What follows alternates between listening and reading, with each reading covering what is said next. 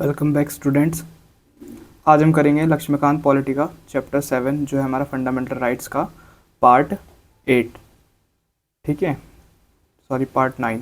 ठीक है, तो इसमें हम पार्ट 9 करेंगे और ये हमारे इस चैप्टर का आखिरी पार्ट होने वाला है। इसके बाद ये हमारा चैप्टर कंप्लीट हो जाएगा। चलिए शुरू करते हैं। चलिए ठीक है, शुरू करते हैं। देखो, इसमें हम बात करेंगे आर्टिकल 32 से। ठीक है, राइट टू कॉन्स्टिट्यूशनल रेमेडीज़। ये हमारा क्या है? ये हमारा राइट है, ये हमारा कॉन्स्टिट्यूशनल रेमेडीज़ क्या है? हमारा फंडामेंटल राइट है, ये हमारा आखिरी लास्ट राइट है। ठीक है, जो आर्टिकल 32 के अंदर है। ठीक है, देखते हैं। अच्छा, कॉन्स्टिट्यूशनल रेमेडीज़ क्या होती है? देखो मैं बता दूँ। अब अब देखो क्या हुआ, हमने अब तक क्या पढ़ा कि हमने ये पढ़ा कि जो हमारे फंडामेंटल राइट हैं अगर ये वॉयलेट होंगे, ठीक है, तो उन्हें सज़ा मिलेगी। कुछ एक्सेप्शन भी थी उनकी जो हमने देख ली लास्ट वीडियोज़ में। अब देखो, कॉन्स्टिट्यूशनल रेमेडीज़ में मतलब जैसे आपको नाम से ही पता चल रहा है, कॉन्स्टिट्यूशनल रेमेडीज़ मतलब कि अगर अगर कोई आपके राइट्स को, मतलब कि आपके राइट्स का वायलेशन करता है, ठीक है, वायलेशन करता है या फिर आपके साथ कुछ होता है ऐसा जिससे आपके राइट का वायलेशन होता है, तो जो हमारा संविधान है आपके आप आपको मतलब न्याय किस प्रकार दिलाएगा, ठीक है, किस तरह से दिलाएगा, किस प्रोसीजर से दिलाएगा, तो वो चीज़ हम इस कॉन्स्टिट्यूशनल रेमेडीज़ में पढ़ेंगे। ठीक है, ये भी हमारा एक क्या है? फंडामेंटल राइट है। ठीक है, अब देखो एक केस है, in Chandra Kumar case supreme court held that it's a basic feature of the constitution. ठीक है, चंद्र कुमार केस में सुप्रीम कोर्ट ने बोला था कि राइट टू कॉन्स्टिट्यूशनल रेमेडी, ठीक है, राइट टू कॉन्स्टिट्यूशनल रेमेडी क्या है? हमारा एक बेसिक फीचर है कॉन्स्टिट्यूशन का। ठीक है, अच्छा, और क्या बोला था? Heart and soul of the constitution. और क्या है? हार्ट और सोल, मतलब दिल और आत्मा है हमारे कॉन्स्टिट्यूशन की क्या? Right to constitution remedies. क्यों? क्योंकि यही यही यही एक ऐसा राइट है जो क्या करता है, अगर बाकी राइट्स का वायलेशन होता है तो यही वाला राइट, ठीक है, क्या करता है? सज़ा सुनाता है। ठीक है, इसी वाले राइट्स की वजह से हमें पता चलता है कि किसे किस तरह की सज़ा मिलेगी। ठीक है, तो ये क्या है? बेसिक फीचर है हमारे कॉन्स्टिट्यूशन का और हार्ट और सोल है। अगर ये नहीं होगा तो आप, अगर कोई आपके राइट का वायलेशन कर दे तो ठीक है, तो फिर सज़ा कौन सुनाएगा? सज़ा कैसे पता चलेगी कौन सुनाएगा? तो वो चीज़ है। ठीक है, तो आपका कोई फंडामेंटल राइट का वायलेशन होता है, ठीक है, किसी प्रकार की हिंसा होती है आपके साथ, तो आप क्या बोल सकते हो कि मेरे इस राइट का, अब मैं क्या करूँगा, इस राइट का अनुसरण करके जो मेरा वायलेशन हुआ है दूसरे राइट्स का, उसका मैं क्या करूँगा, उसका मैं मतलब कंप्लेन करूँगा या फिर अपील करूँगा। ठीक है, तो जो हमारे जितने भी कोर्ट्स होते हैं तो सब इसी के अंदर आते हैं, कॉन्स्टिट्यूशनल रेमेडीज़ के अंदर। ठीक है, इसके तहत ही वो अपना क्या सुनाते हैं? न्याय या फिर रिव्यू रखते हैं, जो भी होता है। ठीक है, अब देखो डॉक्टर बी आर अम्बेडकर ने क्या कहा था? Says that without article 32 constitution nullify. ठीक है, ये क्या बोला कि अगर हमारा जो आर्टिकल 32 नहीं होगा, मतलब कि राइट टू कॉन्स्टिट्यूशनल रेमेडीज, अगर हमारा आर्टिकल 32 नहीं होगा तो क्या, जो हमारा कॉन्स्टिट्यूशन है वो नलीफाई हो जाएगा, मतलब कुछ है ही नहीं फिर तो। ठीक है, क्यों? क्योंकि अगर कोई, फिर तो कोई अच्छा करे या बुरा करे, किसी को सज़ा नहीं मिलने वाली। अगर जो बुरा भी करेगा तो उसे सज़ा ही नहीं मिलने वाली। ठीक है, तो इसलिए ये कहा था doctor B are Ambedkar ji ने। ठीक है, अब देखो किस हिसाब से जो है हमारे, मतलब जो सुप्रीम कोर्ट्स हैं किस हिसाब से सज़ा सुनाते हैं, तो उसके लिए कुछ रिट्स हैं। रिट्स मतलब कि सज़ा। ठीक है, सज़ा किस हिसाब से, तो रिट्स कुछ टाइप्स की होती हैं। ठीक है, देखते हैं, ये भी हम टाइप्स भी देखेंगे और स्कोप भी देखेंगे। तो पहले हम स्कोप की बात कर लेते हैं क्या क्या है।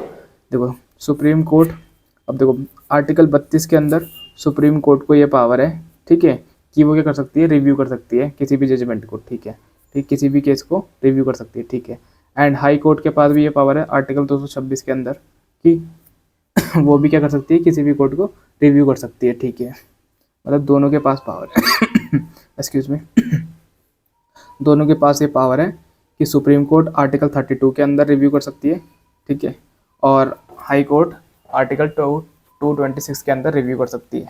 ठीक है, अच्छा, अब देखो ये किससे मिला है हमें? जो जो हमने रिट्स का जो राइट है या फिर राइट टू कॉन्स्टिट्यूशनल रेमेडी हमने कहाँ से लिया है? ये हमने लिया है इंग्लिश लॉ से, कॉल्ड प्रीरोगेटिव रिट्स। ठीक है, क्या बोलते हैं? प्रीरोगेटिव रिट्स। प्रीरोगेटिव मतलब विवेक, अपने अपने धैर्य से लिया हुआ, एक अपने धैर्य से लिया हुआ डिसीजन। ठीक है, चलो अब देखते हैं हम इसके।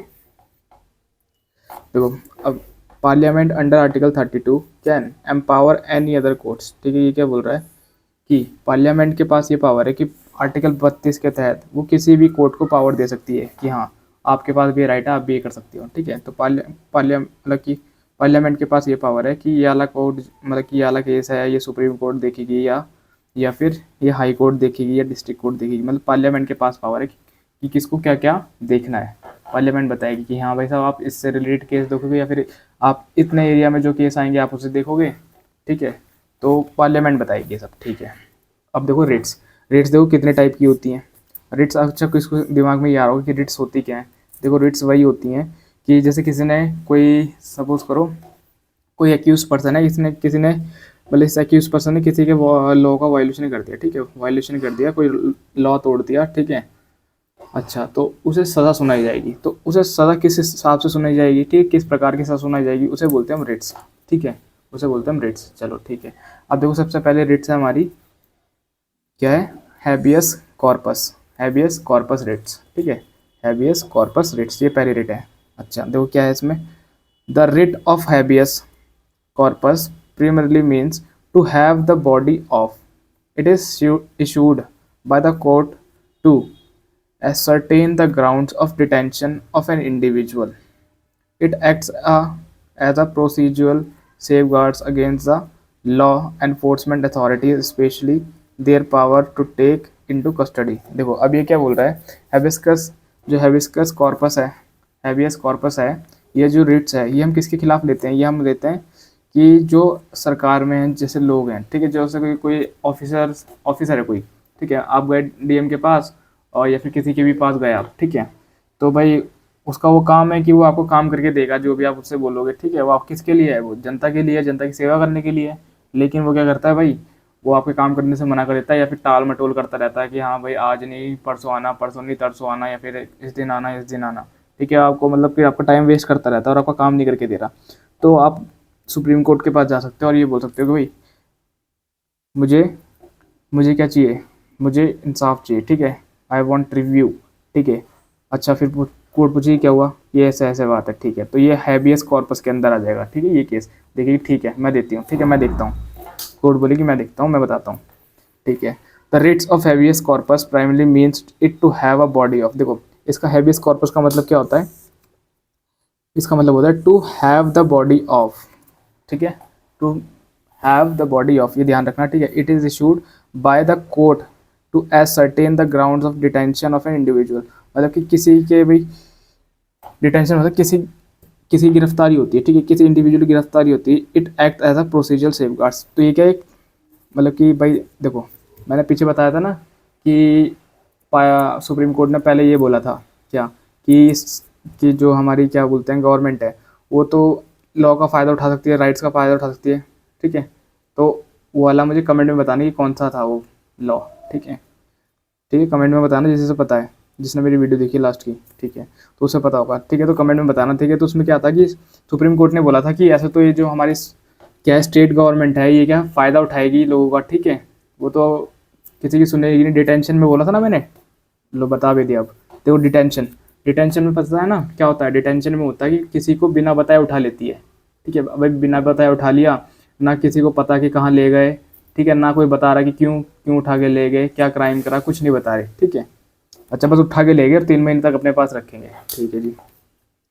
अच्छा तो इसके खिलाफ, डिटेंशन के खिलाफ आप क्या कर सकते हो, सुप्रीम कोर्ट में जाके हैबियस कॉर्पस के अंतर्गत आप वो बोल सकते हो कि हाँ भाई ऐसे ऐसे उठा के ले गए।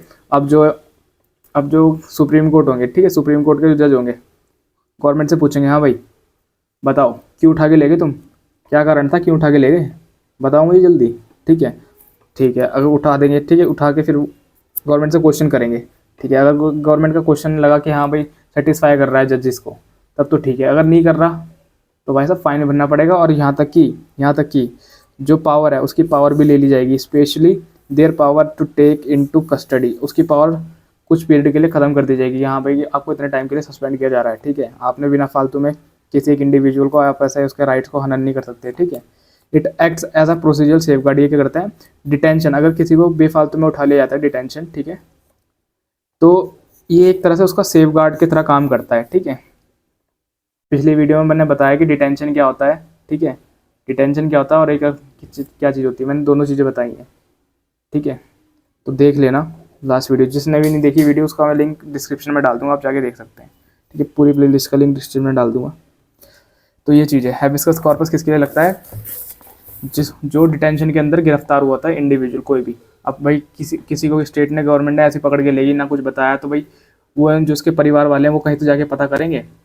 तो अगर उन्हें पता ही नहीं चलता, कोई भी बताने को तैयार नहीं है, फिर वो डायरेक्ट जाएंगे कोर्ट में और केस कर देंगे, मतलब केस करके बोलेंगे, अपील करेंगे जो हम जज साहब हैं, अच्छा ऐसी ऐसी बात है, चलो ठीक है मैं देखता हूँ, मैं बताता हूँ। तो ये केस जो होगा किसके अंदर आएगा, वो आएगा हैबियस कॉर्पस के अंदर। ठीक है, ठीक है। अब देखो, the writ of habeas corpus is remedy available to the person who has lost his personal liberty and as such it can not be invoked to challenge past illegal detentions. ठीक है, पास्ट इलीगल डिटेंशन। देखो ये जो हमारी rate है habeas corpus, ये क्या है, एक तरह से रेमेडी है। ठीक है, रेमेडी है किसके लिए, उसके लिए जिसने अपनी पर्सनल लिबर्टी, अपनी पर्सनल आज़ादी खो दी। ठीक है, and as such it can not be invoked to challenge past illegal detention. मतलब कि जैसे क्या हो भाई, उसे डिटेंशन के अंदर गिरफ्तार करके ले गए, अब भाई किसी को ना परिवार वालों को पता कहाँ गया, कुछ नहीं पता। ठीक है, अब लेकिन जब वो बाद में छुट के आया, ठीक है, उसे अब गवर्नमेंट ने देखा कि भाई ये तो ऐसा कुछ भी नहीं करना चाह रहा था, हमने तो खाली इसे शक के दायरे में गिरफ्तार कर लिया और इसका इतना टाइम वेस्ट कर दिया, इसके साथ इतना टॉर्चर करा, इससे इतनी पूछताछ करी, इसका टाइम भी ख़राब करा। ठीक है, और इसका अब नाम भी ख़राब हो गया बेचारे का। तो ये जो ऐसा इंडिविजुअल है जिसकी पर्सनल लिबर्टी पे सवाल उठा, ठीक है, तो ये जाके अब सुप्रीम कोर्ट में केस कर सकता है। तो ये भी हमारा हेबियस कॉर्पस पे हो गया। ठीक है, अच्छा देखो, can be issued against both public authorities and private individual. ठीक है, आप किस किस के खिलाफ ये कर सकते हो, हेबियस कॉर्पस किस किस के खिलाफ चला सकते हो, या पब्लिक अथॉरिटीज़ मतलब कि गवर्नमेंट ऑफिसर्स जितने भी हो गए, ठीक है, या फिर कोई प्राइवेट इंडिविजुअल है, ठीक है, कोई बड़ा आदमी है भाई, बहुत ज़्यादा रईस ज़्यादा है, ठीक है, तो उसके खिलाफ भी आप हेबियस कॉर्पस चला सकते हो। अच्छा, फिर not issued in cases of legal detention, contempt proceeding, detention by a contempt court, detention is outside the jurisdiction। देखो ये क्या बोल रहा है कि not issued in the case of legal detention, कि हाँ भाई अगर ये सही पता चलता है कि हाँ, मैंने बोला ना, अगर जो हमारे पुलिस वाले हैं कि वो बताए थे कि हाँ भाई ये तो जो जजेस हमारे कि हाँ ये सही रीज़न है, इसलिए उन्होंने सही रीज़न के पीछे से गिरफ्तार करा था, ऐसे करने वाला था। ठीक है, इसका वो था, ठीक है, इसका काम यही था, ये करने वाला था, भले इसने करा नहीं था, इसलिए करने से पहले हमने इसे गिरफ्तार कर लिया, और मगर ये करने वाला था, ये प्रूफ हो जाता है, तब तो इसके ऊपर कोई प्रोसीडिंग नहीं होगी। ठीक है, कोई इस पर हाइबिस्कस कॉर्पस के अंदर बात नहीं होगी इस चीज़ की। ठीक है, कि हाँ भाई जो करा आपने सही करा, ठीक है, अच्छा करा। Not issued in the case of legal detention contempt proceeding. ठीक है, प्रोसीडिंग कोई किसी प्रकार की प्रोसीडिंग नहीं होगी। Detention by contempt court. ठीक है, detention by contempt court, detention is outside the judiction. तो ऐसी डिटेंशन क्या होगी, जो क्या है, डिटेंशन जो सही है। ठीक है, हाँ भाई कि हाँ सही में ये बंदा ऐसा काम करने वाला था। ठीक है, सही में ये बंदा ऐसा काम करने वाला था, तो जो ऐसी डिटेंशन होगी, मतलब कि ऐसी जो गिरफ्तारी होगी, हाँ कि भाई तो डिटेंशन कब करते हैं, डिटेंशन तब करते हैं कि भाई हम पुलिस को कोई से खबर मिलती है। ठीक है, साइबर से शुरू, अपने साइबर ग्रुप से खबर मिलती है कि हाँ भाई ये इंसान है, ये ऐसा करेगा आगे, मतलब कि ये इस गैंग से जुड़ा हुआ है, या फिर ये इस टेररिस्ट ग्रुप से जुड़ा हुआ है, तो ये कुछ ऐसा करने वाला है कि जो बहुत बुरा होगा, तो उसे वो चीज़ करने से पहले उसे पकड़ ले आता है। ठीक है, तो वो चीज़ होती है डिटेंशन। ठीक है, तो उसमें क्या होता है, उसकी कुछ कंडीशन होती है, मैंने लास्ट वीडियो में सब बताई हुई है, इसमें बताऊंगा टाइम लगेगा ज़्यादा, तो आप लास्ट वीडियो में जाके देख सकते हैं। ठीक है, तो ऐसे जो सही डिटेंशन होगा, जो एकदम राइट, जो सही क्लियर करा है, ठीक है, तो ये जुडिक्शन बार है, तो इसमें सुप्रीम कोर्ट कुछ नहीं कर सकती, क्योंकि ये सही है भाई, जो गवर्नमेंट ने करा सही है, और सरकारी ऑफिसर ने जो भी करा सही है। ठीक है जी, अब देखो दूसरा आता है हमारा मैंडेमस। मैंडेमस मतलब the literal meaning of the word mandamus is command. देखो मैंडेमस का जो मतलब होता है, जो लिटरेरी मीनिंग है, जो लिटरेचर मीनिंग है, वो क्या है, मैंडेमस का मीनिंग है कमांड, किसी को कमांड करना। ठीक है, हाँ कि भाई तुम ये करो, तुम ये करो। ठीक है, तो ये होगी कमांड, कमांड करना। अच्छा, this prerogative remedy of mandamus is, अच्छा प्रेरोगेटिव पीछे बताया था विवेक। ठीक है, remedy of mandamus is use for enforcing the performance of public duties by public authorities of all kind. ठीक है, ये क्या बोल रहा है कि इस रेमेडी का हम वहाँ पर इस्तेमाल करते हैं, use for enforcing the performance of public duties, मतलब कि ऐसा कोई जैसे गवर्नमेंट है, अभी मैंने एग्जांपल दिया पीछे कि अगर कोई गवर्नमेंट ऑफिस है, ठीक है, सपोज करो आपको कोई राशन कार्ड नहीं बन रहा, ठीक है, तो आप भाई वहाँ पर गए, आप क्या बोलते हैं, आप वहाँ गए अपनी तहसील में गए, तहसील में जाके आपने क्या करा, एप्लीकेशन दी, लेकिन वो एप्लीकेशन बार बार रिजेक्ट हो जा रही है, वो रीज़न भी नहीं बता पा रहे हैं, बोल रहे हैं आप मुझे इतने पैसे दो मैं आपको करवा के देता हूँ, ठीक है, मतलब आप काम नहीं करके दे रहे, कुल मिला के बात ये है आपका काम नहीं करके दे रहे, तो ठीक है, तो आप सिंपली सुप्रीम कोर्ट में जा सकते हो और बोल सकते हो क्या कि सुप्रीम कोर्ट सर, जो हमारे जज होंगे, चीफ जज होंगे, उनसे बोल सकते हो आप क्या कि देखो सर ऐसे ऐसे बातें हैं और ये इतना टाइम हो गया मेरा काम नहीं करके दे रहे हैं सर। अच्छा जी ठीक है, तो फिर ये क्या करेंगे, ये मैंडेमस बोलेंगे, मैंडेमस देंगे, ठीक है, उस ऑफिसर को, मतलब कि कमांड देंगे कि भाई साहब क्यों नहीं कर रहे हो, क्या बात है, कोई दिक्कत आ रही है बता दो मुझे, ठीक है, बता दो क्या दिक्कत आ रही है, मैं बताता हूँ क्या फिर दिक्कत है तुम्हें, ठीक है। Use for enforcing the performance of the public duties, ठीक है, क्यों, क्योंकि जो पब्लिक अथॉरिटीज़ हैं वो पब्लिक ड्यूटीज़ के लिए ही तो बैठाई गई हैं, ठीक है, अगर वो वही काम नहीं सही से करेंगी तो कैसे देश चलेगा हमारा, ठीक है। तो ये चीज़ है, अगर उसका वैलिड लगा तो उसमें मतलब उसके खिलाफ यहाँ पे आवाज़ उठाई जाएगी। अगर जो बिल्कुल कोई आता है, मतलब कि वो तो उसके ऊपर बात है, जज साहब के ऊपर बात है कि वो तो हटा भी सकता है उसके पद से और बोल सकता है कि भाई इसके जगह दूसरा कोई आएगा, इसे हटा दो, तो बस वो उस टाइम निरस्त हो जाएगा अपनी उससे सीट से। The performance of public duties, वही कि जनता के काम के लिए बिठा रखा है लेकिन जनता का काम ही नहीं करके दे रहे हो, तुम क्या फ़ायदा फिर तुम्हारा। अच्छा, writ of mandamus demand some activity on part of the person और body to whom it is addressed. देखो क्या बोल रहा है कि जो हमारी मैंडेमस की जो रिट्स है वो क्या करती है, डिमांड करती है। डिमांड क्या करती है, मतलब ये कमांड कुछ डिमांड करती है, मतलब ये कमांड जो दिया जाता है वो कुछ डिमांड के लिए कि हाँ भाई आपको हमने इसलिए बिठा रखा है, अब आप क्या करोगे, अब से इंसानों की मदद करो, मतलब कि जो यहाँ की पब्लिक है, जो लोकल पब्लिक है, उसके आगे यहाँ पे आप मदद करोगे, ठीक है। ये नहीं करोगे कि आप उसका काम लटका रहे हो या फिर उसका काम नहीं कर रहे हो या फिर आप उससे घूस ले रहे हो, ऐसा करते हुए नहीं पकड़ने चाहिए। अगर ऐसा आप करते हुए पकड़े गए तो आपको हटा दिया जाएगा, ठीक है। Mandamus demand for some activities on part of the person, ठीक है, पर्सन और अ बॉडी, एक इंडिविजुअल के लिए या फिर पूरे ग्रुप के लिए, ठीक है, to whom it is be address, जिसके लिए उसे यहाँ पर बिठाया गया है, ठीक है। अब देखो, the demand is to perform a public और quasi public duty with the body और a person has refuse to perform and the performance of which can not be enforce by any other legal remedy, ठीक है। ये क्या बोल रहा है, देखो, the demand of the perform, देखो कहने की बात ये इसमें ये बोल रहा है कि आप जैसे गए भाई, जैसे मैंने आपको बोला कि आप वहाँ गए, कहाँ पे, तहसील में गए, आप तहसील में जाके आपको कुछ कागज़ बनवाने थे, कुछ किसी से साइन करवाना था, तो वो काम ही नहीं हो पा रहा है, ठीक है। और उसके अलावा वो कोई, उसके अलावा वो जो आपका काम है वो कोई और कर भी नहीं सकता, किसी और तरीके से आप वो हो भी नहीं सकता काम, मतलब कि वो काम करेगा तो वो सिंगल बंदा ही करेगा, ठीक है, जिसके पास आप गए हो, लेकिन वो आपका काम ही नहीं करके दे रहा, तो ठीक है। तो ऐसे केस में क्या होगा, ऐसे केस में भी आपका मैंडेमस जारी करेगी हमारी सुप्रीम कोर्ट कि हाँ भाई बताओ क्या टेंशन आ रही है तुम्हें इस काम के लिए ही बिठाया और तुम यही काम नहीं करके दे रहे, हमें जवाब तो दो भाई साहब, दिक्कत क्या आ रही तुम्हें, तो ऐसे पूछेगी उससे, ठीक है। हैज़ रिफ्यूज टू परफॉर्म, ठीक है। अच्छा, can not be issued against, अब देखो किस किस के खिलाफ नहीं इशू हो सकता मैंडेमस, देखो क्या, अब प्राइवेट इंडिविजुअल, अगर प्राइवेट बॉडी है, कोई प्राइवेट कंपनी है तो उसके खिलाफ नहीं मैंडेमस जारी कर सकती सुप्रीम कोर्ट, ठीक है। Body department instruction, body departmental instruction, मतलब कि भाई कुछ जिनके रूल्स और रेगुलेशन है उसके खिलाफ जाके नहीं वो काम कर सकते, ठीक है। अच्छा, that does not possesses statutory force, ठीक है, वो फोर्स में आके काम नहीं कर सकते उसके, ठीक है। When the duty is dictionary और नॉट मैंडेटरी, भाई कि मर्जी वाले काम है कि भाई देखो वो सब कुछ देख दाख के करेंगे, ठीक है। अब जैसे कि ये समझ लो कि आपको यहाँ पे सपोज करता हूँ, मैं एग्जांपल देता हूँ कि आपको ना एक अपनी पॉलिटिकल पार्टी बनानी है, ठीक है, तो आपका बैकग्राउंड वगैरह सब चेक किया जाता है, ठीक है।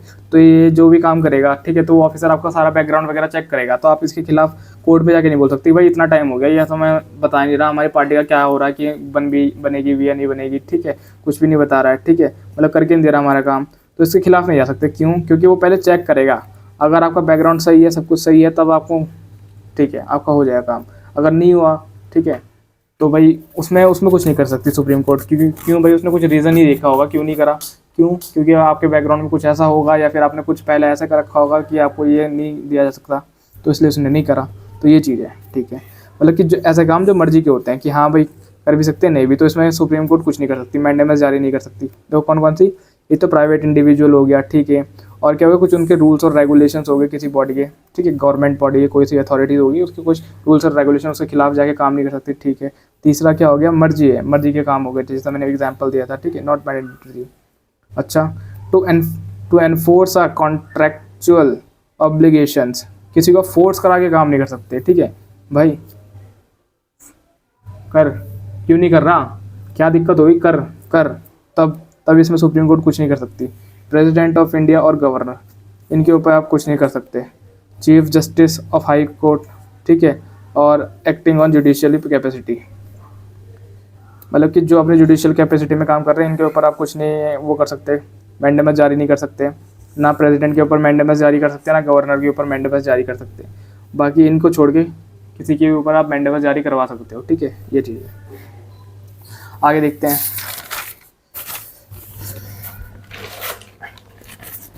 तीसरी रिट हमारी प्रोहिबिशन। प्रोहिबिशन मतलब the writ of prohibition means to forbid, किसी काम को ना करना, ठीक है, कि ख़त्म, बंद हो गया, अब नहीं होगा, ठीक है। As a protection against the latter exceeding its jurisdictions और सरपासिंग, ठीक है,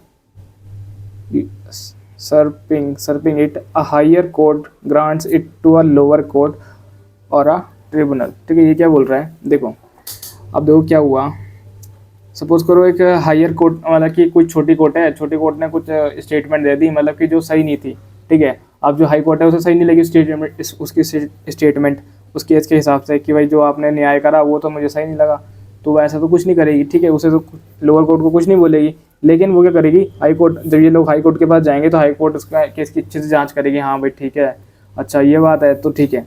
अब वो देखेगी हाँ भाई ये जो नीचे जो लोअर कोर्ट है उसने तो गलत फैसला दे दिया, तो ये करेगी, तो हायर कोर्ट के पास ये राइट है कि वो क्या कर सकती है, लोअर कोर्ट को क्या कर सकती है, लोअर कोर्ट की जो जजमेंट है उसे खत्म कर सकती है जो उसने वो सुनाया था, ठीक है। और ऐसे सुप्रीम कोर्ट के पास पावर है कि वो किसी भी हाई कोर्ट की या फिर किसी भी छोटी कोर्ट की, ठीक है, सुप्रीम कोर्ट क्या कर सकती है, किसी भी कोर्ट की जजमेंट को खारिज कर सकती है, खत्म कर सकती है, और जो वो फैसला सुनाएगी वो फाइनल होगा, ठीक है। जो सुप्रीम कोर्ट फैसला सुना देगी वो फाइनल है, ठीक है, उससे ऊपर कुछ नहीं है, ये चीज़ है। अच्छा देखो, therefore contrary to the mandamus which governs activity prohibition guidelines in activity। अब देखो क्या बोल रहा है कि contrary to the mandamus, मतलब mandamus के अकॉर्डिंग क्या हुआ, which governs activity, जो क्या करता है, एक्टिविटी को चलाता है, ठीक है, कि हमें ये काम कि ये आपको करने हैं, ये आपको करने हैं। लेकिन हमारा जो प्रोहिबिशन रेट है ये क्या बोलता है, ये बोलता है कि आपको ये काम नहीं करने हैं, ठीक है। प्रोहिबिशन क्या बोलता है, मना करता है, इनएक्टिविटी के आपको ये काम नहीं करने हैं। और जो मैंडेमस है बोलता है कि ये आपको काम करने हैं, ठीक है, ये करने हैं, ये इसलिए तो बिठा रखा है आपको, ये काम करने हैं। और प्रोहिबिशन बोलता है कि नहीं, ये काम आपको नहीं करने हैं। तो दोनों रेट्स में डिफरेंट है, एक बोलता है पॉजिटिवली, एक बोलता है नेगेटिवली। नेगेटिवली कौन है, प्रोहिबिशन, कि ये काम नहीं करने हैं। पॉजिटिव कौन है, आपका मैंडेमस, क्या बोलता है ये करने हैं, ठीक है। तो ये चीज़ है। अच्छा, only against judicially and quasi judicially authority, जो किसी के खिलाफ लगेगा, क्वासी, ओनली, अगेंस्ट जुडिशियल और क्वासी जुडिशियल, मतलब कि जुडिशियल के, मतलब कि जैसे कि हाई कोर्ट होगी, आपकी डिस्ट्रिक्ट कोर्ट होगी, लोकल कोर्ट हो गई, तो इनके ऊपर लगेगा। लेकिन सुप्रीम कोर्ट के ऊपर नहीं लगेगा, क्यों, क्योंकि सुप्रीम कोर्ट से ऊपर कोई कोर्ट ही नहीं होती है। अच्छा देखो, simply put, when a subordinate court has considered a case outside of its jurisdiction, a higher court such as SC और सुप्रीम कोर्ट, हाई कोर्ट और supreme court will issue the this writs. देखो अब क्या हुआ, वही जो मैंने ऊपर एग्जांपल बताया कि किसी छोटी कोर्ट ने क्या करा कि भाई फैसला सुनाया। अच्छा, जब फैसला सुनाया तो उन्हें पता चला कि भाई केस की स्टडी करके हाँ भाई इसने तो गलत फैसला सुना दिया, ठीक है। तो जो सुप्रीम कोई सी भी हायर कोर्ट है, या तो सुप्रीम कोर्ट या फिर हाई कोर्ट, ठीक है, वो दोनों के पास राइट है कि वो क्या कर सकती है, उस रिट्स को, जो उसने वो फैसला सुनाया, उस जजमेंट को क्या कर सकती है, खारिज कर सकती है, खत्म कर सकती है, फॉरबिड कर सकती है। तो इसका नाम है प्रोहिबिशन, ठीक है। तो ये होता है इसमें। अच्छा, तो तीसरा पॉइंट और एक और, नॉट अवेलेबल अगेंस्ट, देखो किस किस के अकाउंट्स में हम इसे इस्तेमाल कर सकते हैं प्रोहिबिशन रेट को। देखो, एडमिनिस्ट्रेटिव अथॉरिटी, मतलब कि जो एडमिनिस्ट्रेड है, ठीक है, मतलब कि जो एडमिनिस्ट्रेशन में है, ये जो सेंटर में है, जो सेंट्रल गवर्नमेंट है, उसके खिलाफ नहीं आप कर सकते। अच्छा, और लेजिस्लेटिव बॉडी, ठीक है, लेजिस्लेटिव बॉडी मतलब कि पार्लियामेंट, ठीक है। और प्राइवेट इंडिविजुअल और बॉडीज, ठीक है। तो प्राइवेट इंडिविजुअल होगी, एडमिनिस्ट्रेटिव अथॉरिटी हो गई जिसके अंदर आप आओगे, ठीक है, और और लेजिस्लेटिव बॉडी, ठीक है, पार्लियामेंट, ये चीज़। अब देखो एक होता है सर्टियोरारी। सर्टियोरारी, अब देखो उसका मतलब क्या है, इसका लिटरली मीनिंग है of the writ of certiorari is to be certified, certified to be informed, कि बता कि काम होना चाहिए भाई। हाँ, आपने जैसे आपने इसे गिरफ्तार किया, आपने इसे गिरफ्तार किया तो आप इसे बता दो कि हाँ भाई आप, हमने आपको इसलिए गिरफ्तार किया, आपने ये क्राइम करा था, ठीक है, अच्छा, मतलब कि इन्फॉर्म करके काम करना, ठीक है। देखो this writ is issued by a court higher in authority, ठीक है, टू अ लोअर कोर्ट। अब देखो ये कौन इस्तेमाल करता है, ये रिट कौन इशू करता है, ये हमारी हायर कोर्ट करती है। किससे? या तो देखो सुप्रीम कोर्ट करेगी या हाई कोर्ट करेगी। किसे करेगी? अपने से छोटे कोर्ट वालों को, अपने से छोटे कोर्ट वालों को इशू करेगी ये वाली रिट्स। कौन सी? सर्टियोरारी। देखो सर्टियोरारी का मतलब क्या होता है कि इन्फॉर्म करना, ठीक है। अब देखो लोअर कोर्ट को इन्फॉर्म करेगी ट्रिब्यूनल, और जो लोअर कोर्ट होगी अपने ट्रिब्यूनल मतलब डिस्ट्रिक्ट कोर्ट को करेगी, तो ये चीज़ है। Then either to transfer a case pending with them to itself, ठीक है, तो वो क्या करेगी? अच्छा तो क्या बोलेगी? अब देखो एग्जांपल देता हूँ इसका मैं। आप गए भाई लोकल कोर्ट के पास या डिस्ट्रिक्ट कोर्ट के पास, ठीक है, लोकल कोर्ट के पास या डिस्ट्रिक्ट कोर्ट के पास गए, और भाई वहाँ क्या हो रहा है, वहाँ आपकी जो बात है वो ऐसा हो रहा है कि आपके केस पे तारीख पे तारीख, तारीख पे तारीख, तारीख पे तारीख दी जा रही है, मतलब कि आपका केस फाइनल नहीं होने में आ रहा। अच्छा ऐसी बात है, और केस इतना बड़ा कुछ है नहीं। अच्छा तो जो हमारी हाई कोर्ट होगी या सुप्रीम कोर्ट होगी उसके पास ये पावर है कि वो क्या कर सकती है, बोलेगी या तो आप इस केस को जल्दी से जल्दी ख़त्म कर दो, ठीक है, और आपसे अगर नहीं हो रहा तो ये केस हमें दे दो, ठीक है। ऐसा बोलेगी कौन? सुप्रीम कोर्ट या हाई कोर्ट अपनी लोअर कोर्ट को, कि भाई या तो जल्दी से जल्दी तुम इस केस को ख़त्म करो, बहुत टाइम हो गया, बहुत टाइम लगा लिया तुमने, ठीक है, या तो ये केस है वो हमें दे दो, ठीक है, हम देखते हैं, हम अपनी तरह से डील करेंगे इसे, ठीक है जी। तो ये चीज़ है।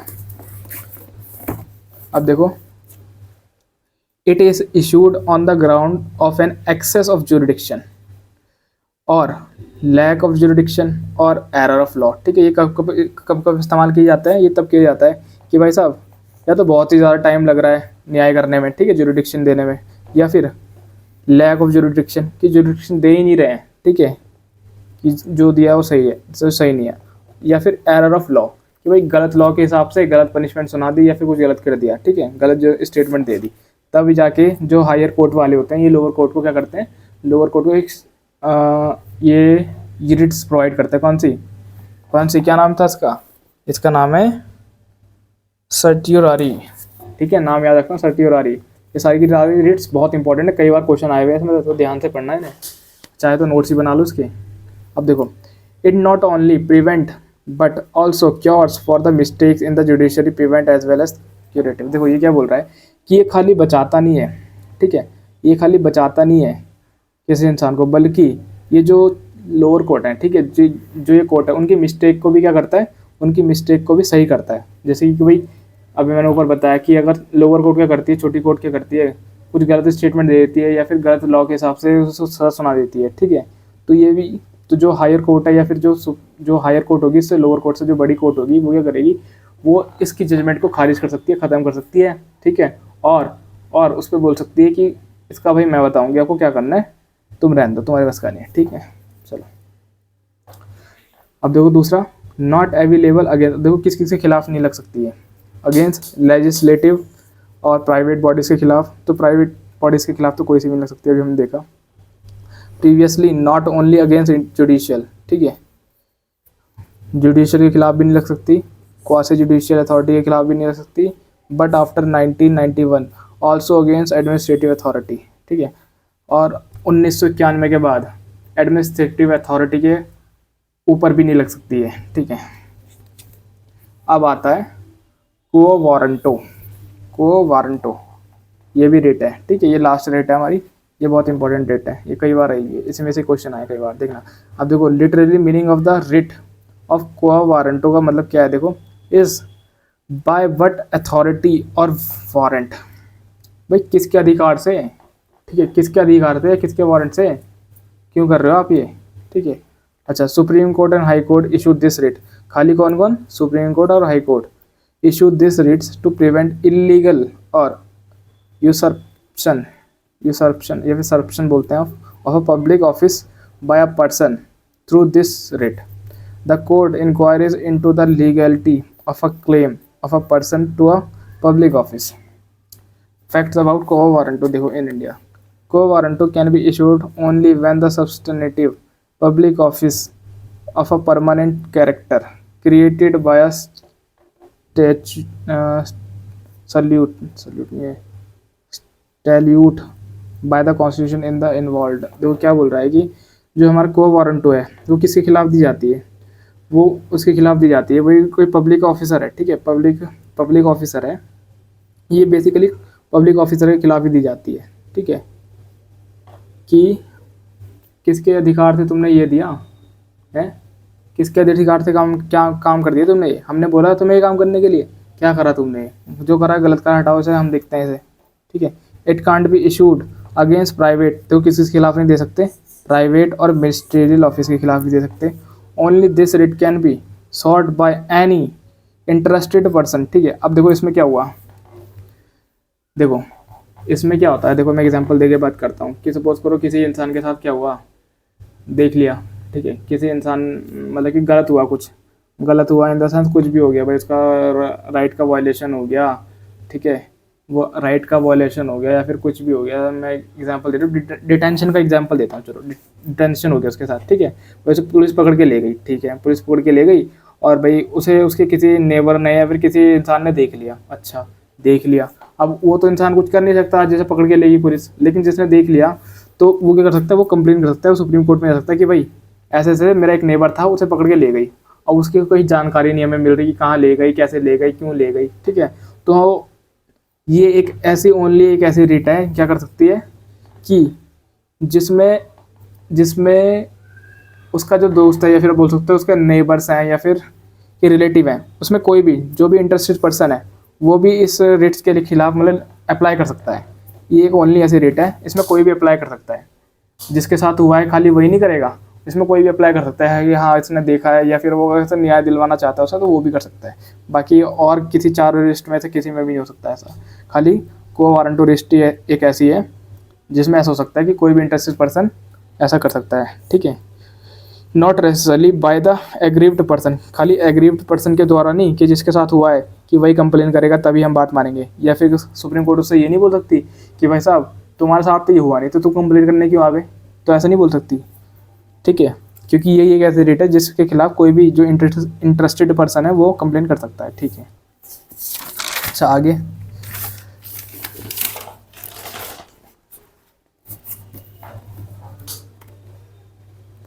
Jurisdiction of supreme court and high court difference. अब देखो दोनों में क्या डिफरेंस है, जुरिडिक्शन मतलब किस जुरिडिक्शन समझते हो ना, सुनवाई में, ठीक है, सुनवाई में, रिव्यू में, कि ये सुप्रीम कोर्ट के रिव्यू में और हाई कोर्ट के रिव्यू में क्या क्या डिफरेंस। देखो पर्पस क्या है, to only enforce fundamental rights, supreme court का यही राइट है, अगर कि फंडामेंटल राइट्स का हनन होता है तभी सुप्रीम कोर्ट के ऊपर केस जाएगा, ठीक है। दूसरा हाई कोर्ट का क्या है, to enforce fundamental rights but also for purpose the excursion, मतलब कि फंडामेंटल राइट्स के साथ साथ और भी कोई अगर कुछ ऐसा रूल्स का या फिर लॉ का वायलेशन होता है तब जाके ये उसमें भी इंटरफेयर करेगी और फंडामेंटल राइट्स पे भी इंटरफेयर करेगी, ठीक है।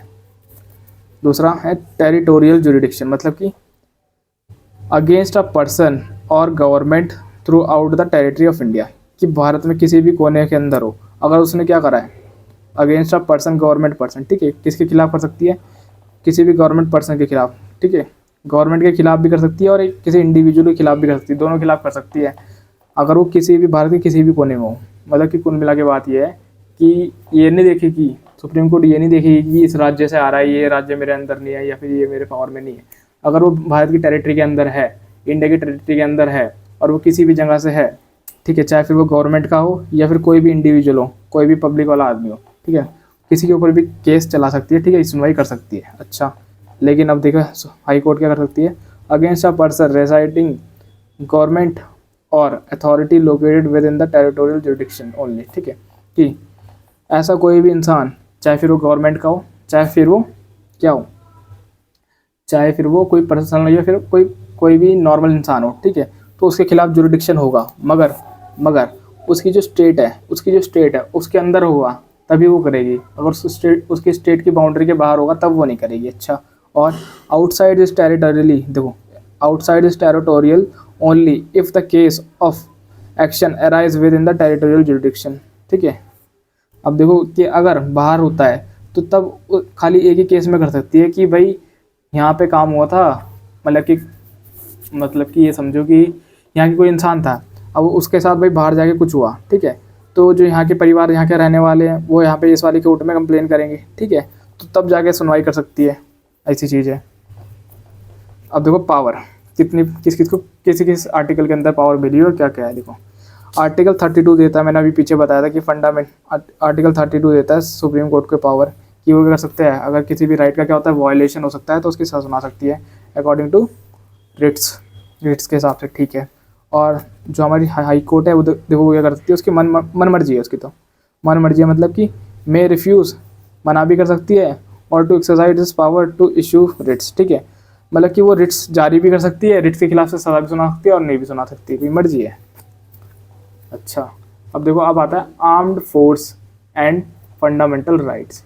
आर्म्ड फोर्स और फंडामेंटल राइट्स मतलब देखो आर्टिकल 33 क्या बोलता है, it empowers the parliament to restrict और abrogate the fundamental rights of the members of the armed force, paramilitary forces, police force, intelligence agencies and analogous forces. देखो ये क्या हुआ, ये बोलता है आर्टिकल 33 बोलता है कि पार्लियामेंट के पास ये पावर है। ठीक है, पार्लियामेंट के पास ये पावर है कि वो क्या कर सकती है, टू रेस्ट्रिक्ट और abrogate the fundamental rights of the members of the armed force.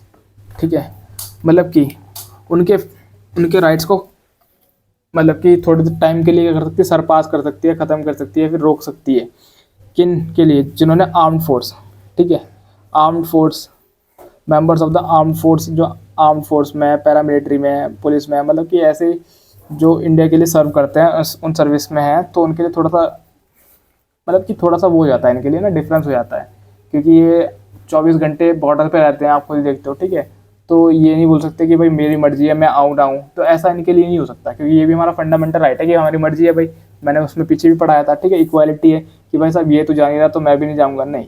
अगर आप आर्म्ड फोर्स के मेंबर हो, पैरामिलिट्री फोर्सेज में हो या पुलिस फोर्सेज में हो, अगर गवर्नमेंट को आपको ज़रूरत लगेगी, ठीक है, कि हाँ कि भाई कुछ खतरा आ गया है, हमें तो आपकी ज़रूरत है, आपकी अगर छुट्टी में भी हो, अगर आप छुट्टी में भी हो, लेकिन अगर आपके पास कॉल आती है कि भाई जल्दी से आ जाओ, यहाँ पे तो गोलियाबारी चलने शुरू हो गई, सीज फायर शुरू हो गया है।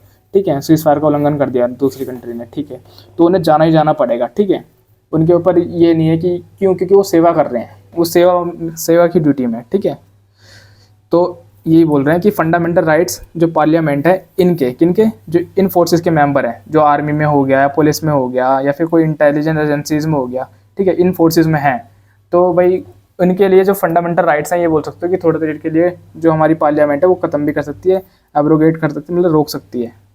ठीक है, अच्छा, इसका ऑब्जेक्टिव क्या है, the objective of the provision is to ensure the proper discharge of their duties and the maintenance of the discipline among them. ठीक है, इनका ऑब्जेक्टिव ये है कि डिस्चार्ज ऑफ देयर ड्यूटीज़, कि भाई अपनी ड्यूटीज़ को निष्ठा से निभाएं। ये नहीं कि भाई साहब अब आपकी छुट्टी कर दी, आपकी 2 महीने की छुट्टी पड़ी हुई है, तो भाई साहब छुट्टी में मज़े कर रहे हो और भाई कॉल आ रहा है, भाई अब मेरी तो छुट्टी चल रही है, मैं नहीं आऊँगा आर्मी में थोड़े टाइम के, मैं तो अपने जब मेरी छुट्टी कंप्लीट हो जाएगी तभी आऊँगा, नहीं, ऐसा नहीं है। ठीक है, और दूसरा the maintenance of the discipline among them, कि उनके बीच में डिसिप्लिन बना रहे। ठीक है, कि जब देश को जरूरत हो तो एकदम हाजिर हो, ये डिसिप्लिन उनके बीच में बना रहे। अच्छा, आगे अब देखते हैं martial law and fundamental rights.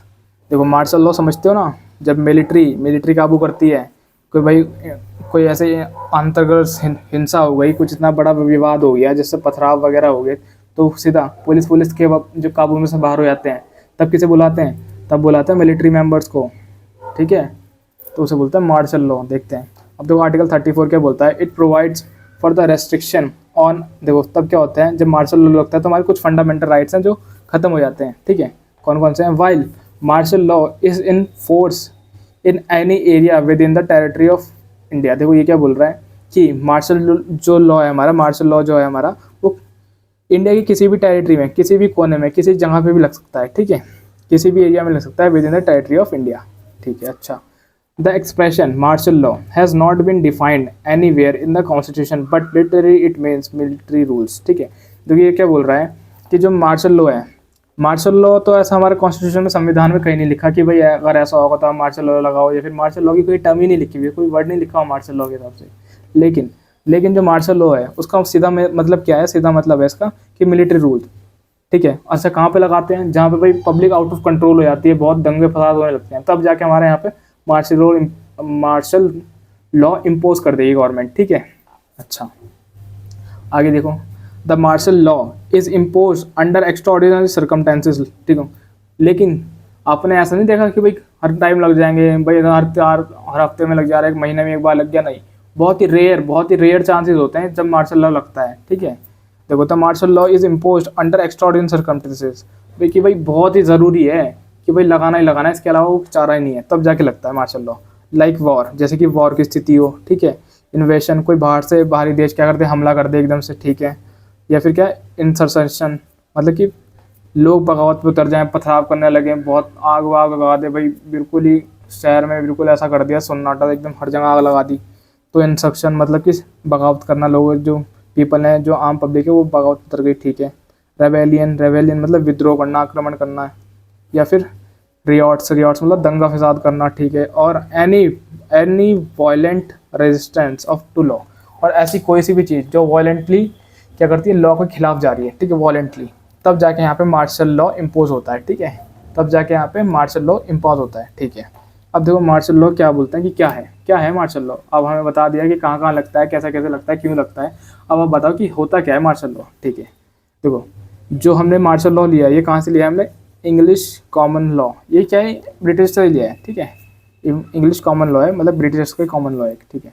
Martial law means temporary vesting all the powers in the military to govern the state nation in times of natural disaster, war और rebellion। देखो मार्शल लॉ का मतलब ये है कि थोड़े टाइम के लिए जितनी भी पावर है स्टेट को चलाने की, कंट्री को चलाने की, या देश को चलाने की, जितनी भी पावर है वो सारी की सारी मिलिट्री के पास चली जाती है उस टाइम के लिए, उस पर्टिकुलर टाइम पीरियड के लिए मिलिट्री के पास चली जाती है। मिलिट्री चाहे तो किसी को मार दे, चाहे किसी को खत्म कर दे, तो उसके बीच में भी कुछ नहीं कर सकता, ठीक है।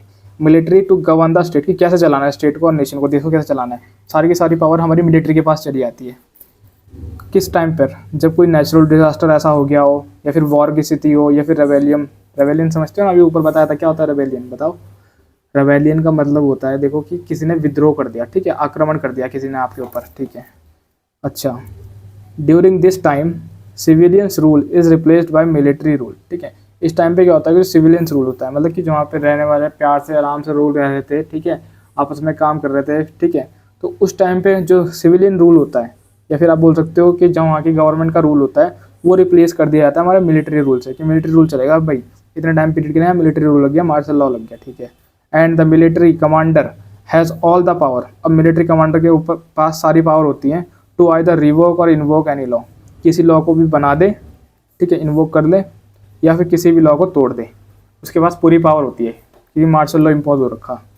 There is no specific definition of martial law in the Indian constitution, हालांकि जो हमारा भारत का संविधान है उसके अंदर मार्शल लॉ की कोई डेफिनेशन नहीं दे रखी, हालांकि ये वर्ड भी नहीं है कहीं, ठीक है। लेकिन फिर भी इसका मतलब यही है कि कब लगेगा, कुछ जो ऊपर मैंने परिस्थितियाँ बताई आपको उसी में लगेगा, ठीक है। It is an extreme measure that can only be taken in times of civil unrest, कि भाई जो हमारे सिविलियंस हैं जो आपस में विद्रोह करने लगे भाई, आपस में ही लड़ झगड़ने लगे, तब जाके हमारा एक्सट्रीम मेजर होता है ये, मतलब कि बहुत ही रेयर चांसेस में लगता है हमारा मार्शल लॉ, ठीक है, मार्शल लॉ, ठीक है। आगे देखते हैं। अब देखो अफेक्टिंग सर्टेन फंडामेंटल राइट्स, अब देखो आर्टिकल क्या बोल रहा है, आर्टिकल 35 बोलता है कि पावर टू मेक लॉज, कि लॉ बनाने की power, to give effect to certain specified fundamental rights shall vest only in the parliament, कि भाई फंडामेंटल राइट्स के ऊपर कोई भी लॉ अगर बनाना है तो वो किसके पास है पावर, वो पावर है हमारी पार्लियामेंट के ऊपर, नॉट द स्टेट लेजिस्लेटिव, तो उसके ऊपर जो राज्य सरकार है, या फिर राज्य सरकार क्या बोलते हैं उसे, स्टेट लेजिस्लेटिव असेंबली जो है, वो उसके ऊपर रूल नहीं बना सकती। जो इसका फंडामेंटल राइट्स के ऊपर जो भी रूल बनेंगे, लॉ बनेंगे, वो सारे के सारे पार्लियामेंट के पास ही पावर है, वही बनाएगी, ठीक है। अच्छा जी, फिर देखो अंडर आर्टिकल 16, देखो जैसे कि 16 में prescribing residence as a condition for the certain employments as appointments in the states UTs local और एनी अदर अथॉरिटी। देखो ये क्या बोल रहा है कि आर्टिकल 16 के अंदर prescribing residence as a condition for certain employments, कि भाई कुछ कंडीशन होती है कुछ एम्प्लॉयमेंट्स के लिए, तो अपॉइंटमेंट्स, तो जो अपॉइंटमेंट देता है वो कौन देता है, स्टेट गवर्नमेंट देती है, ठीक है।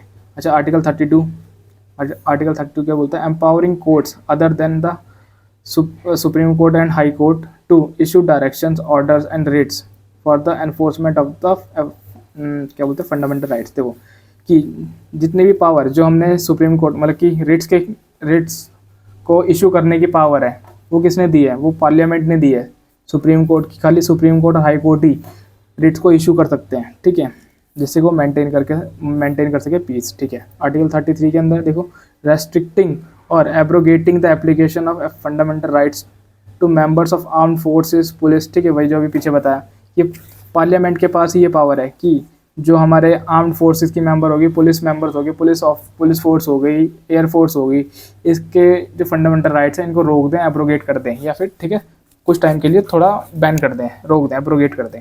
अच्छा आर्टिकल 34 बोलता है indemnifying any government servant और any other person for any act done during the operation of martial law in any area, ठीक है, कि भाई कि जो पार्लियामेंट है, पार्लियामेंट के पास ये भी पावर है कि वो कर सकती है, आर्टिकल 34 के अंदर ये भी कर सकती है कि भाई किसी कमांडर ने, मिलिट्री कमांडर ने किसी के साथ कुछ गलत भी कर दिया, ठीक है, कि उसे माफ़ करने की पावर, इंडेमिफाइंग मतलब कि माफ़ करने की पावर, कि उसे माफ़ भी करा जा सकता है अगर उसने कुछ भी ऐसा कर दिया।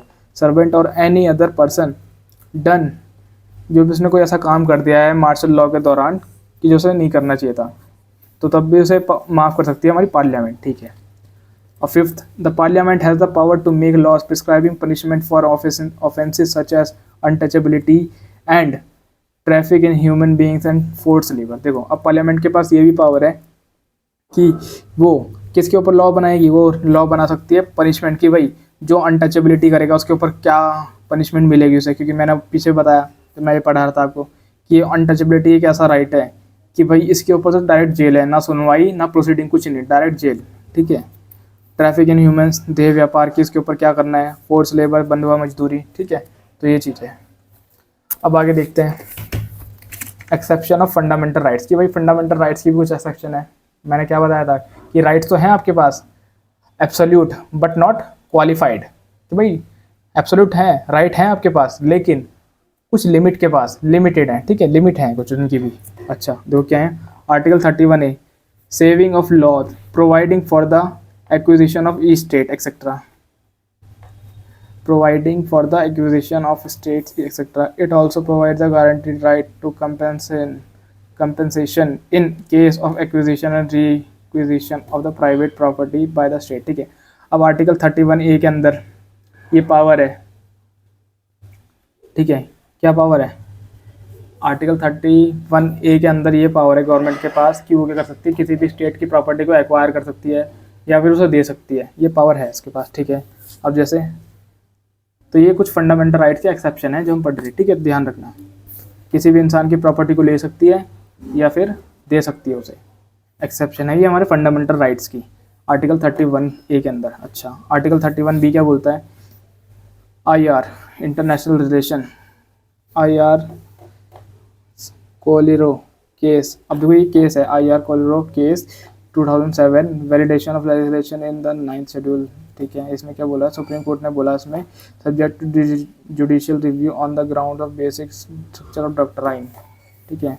The supreme court is in its judgment in the air courts क्या बोला उसने, ruled that even laws under the 9th schedule would be open to security if they violated fundamental rights on the basis. देखो ये क्या बोला, इसमें बोला कि 31B बोलता है कि सुप्रीम कोर्ट ने बोला था, एक केस हुआ था हमारा कोलियो केस, इसमें क्या हुआ था कि सुप्रीम कोर्ट ने इसमें बोला कि भाई अगर ऐसा कोई सा भी लॉ क्या करता है जो basic structure of the constitution को वायलेट करने की कोशिश करता है या फिर खत्म करने की कोशिश करता है या फिर के सामने आता है, अगेंस्ट में आता है, तो वो लो ऑटोमेटिक ही, ठीक है, वो लो क्या हो जाएगा, ऑटोमेटिक खत्म हो जाएगा।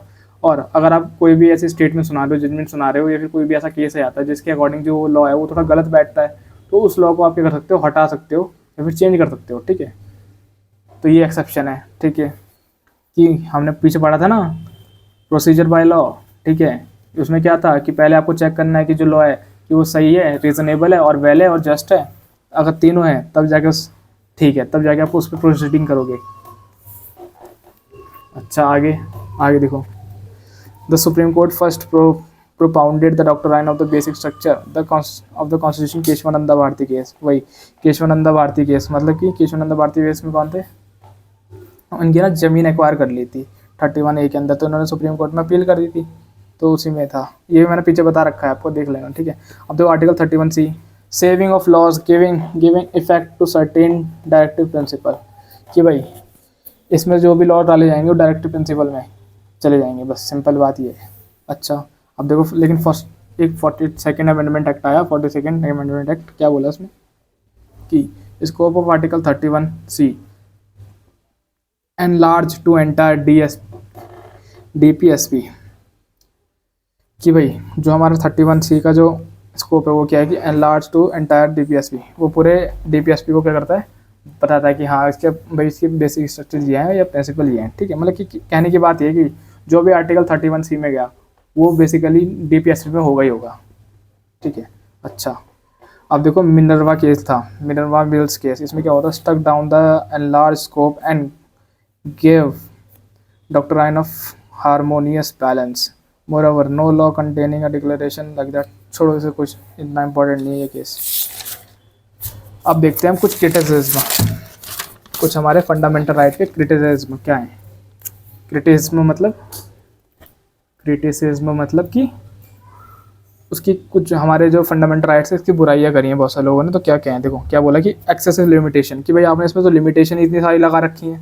अच्छा, और दूसरा no social and economic rights, कि आपके जो खाली राइट है ये क्या है, खाली ये पॉलिटिकल राइट ही पॉलिटिकल राइट भर रखे आपने, ठीक है, पॉलिटिकल राइट ही भर रखे, कोई सोशल और इकोनॉमिक राइट तो इसमें है ही नहीं। अच्छा दूसरा क्या बोला, नो क्लियरिटी, कि आपने क्लियर नहीं कर रखा, नॉट प्रॉपर डिफाइन कर रखा कि हमारी जो पब्लिक है वो, बल्कि जो आपने पब्लिक पीस बताया है तो उसको डिफाइन ही नहीं कर रखा आपने। अच्छा ठीक है, नो परमानेंसी, कि भाई कब तक रहे, ठीक है, आप इसे अमेंड भी कर सकते हो, परमानेंट ही नहीं है कि भाई चेंज ही नहीं होगा, एक ऐसा नहीं एकदम पवित्र है कि भाई ये चेंज ही नहीं होगा तो छू ही नहीं सकता कोई ना, चेंज भी हो सकता है, अमेंड भी कर सकती है, लेकिन कौन करेगा, पार्लियामेंट करेगी, कैसे करेगी, स्पेशल मेजोरिटी से करेगी, ठीक है। अच्छा सस्पेंशन ड्यूरिंग इमरजेंसी, और भाई जो आपके फंडामेंटल राइट्स हैं इमरजेंसी के दौरान सस्पेंड हो जाते हैं, हमने पीछे पढ़ा था। एक्सपेंसिव रेमेडी, ठीक है, भाई बहुत ज़्यादा खर्चा है, बहुत ज़्यादा खर्चा करना पड़ता है, किसी को केस करना है तो खर्चा करना पड़ता है। अच्छा जैसे कि किसी का फंडामेंटल राइट वायलेशन हो गया तो सुप्रीम कोर्ट जाएगा तो बेचारे को पैसे देने पड़ेंगे, कि भाई लॉयर है, पहले वो करना पड़ेगा, वकील करना पड़ेगा, फिर वो नोटिस लगा के भेजेगा, फिर वो आएंगे, तो बहुत सारे पैसे लग जाते हैं इसमें, ठीक है।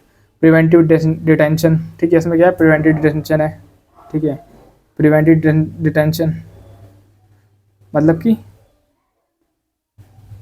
भाई किसी को बिना बता उठा लोगे, आप बताओगे नहीं, इन्फॉर्म नहीं करोगे, किसी के परिवार को नहीं पता चलेगा भाई कहाँ चला गया बंदा, कहाँ नहीं गया, तो किसी को भी नहीं पता चलेगा, तो प्रिवेंटिव डिटेंशन मैंने पहले भी बताया था कि जो प्रिवेंटिव डिटेंशन है ये खाली हमारे इंडिया के कॉन्स्टिट्यूशन में ही है, दुनिया के किसी भी कॉन्स्टिट्यूशन में नहीं है, खाली इंडिया के कॉन्स्टिट्यूशन में है, ये ध्यान रखना।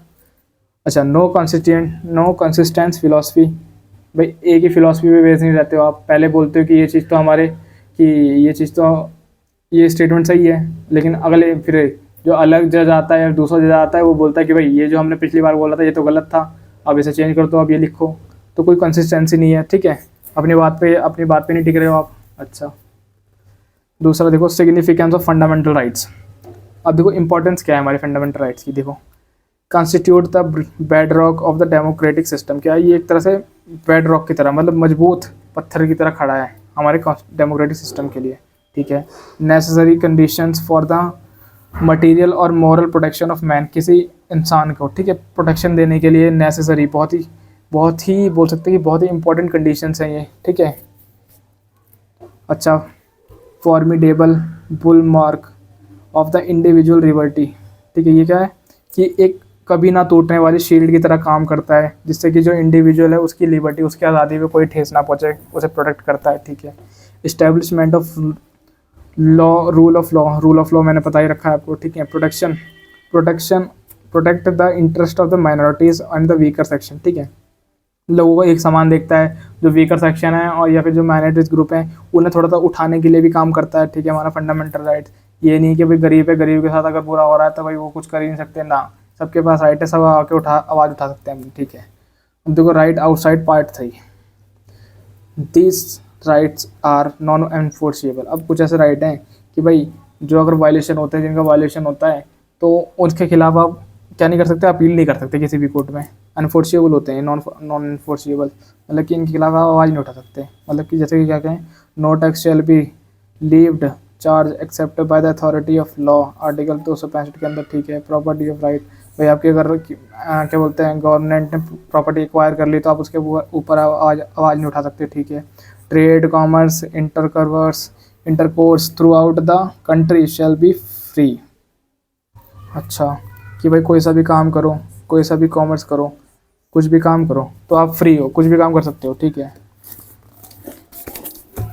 और strengthen the secular fabric, check the absoluteness of the authorities, तो कुछ हैं, देख लेना आप, ठीक है। तो यहाँ पे हमारा जो चैप्टर है वो ख़त्म हो जाता है, ठीक है। बस यहाँ पे हमारा चैप्टर है ख़त्म, फंडामेंटल राइट्स कंप्लीट हो गए। टोटल इसके 9 पार्ट बनाया मैंने वीडियो के, ठीक है। बहुत ही सिंपल लैंग्वेज में बनाया, एक एक पॉइंट आपको समझाया मैंने, ठीक है। तो आशा करता हूँ आपको वीडियो अच्छी लगी होगी। वीडियो अगर अच्छी लगी है तो चैनल को लाइक करो, वीडियो को लाइक करो और चैनल को सब्सक्राइब करो और अपने दोस्तों के साथ शेयर करो, ठीक है।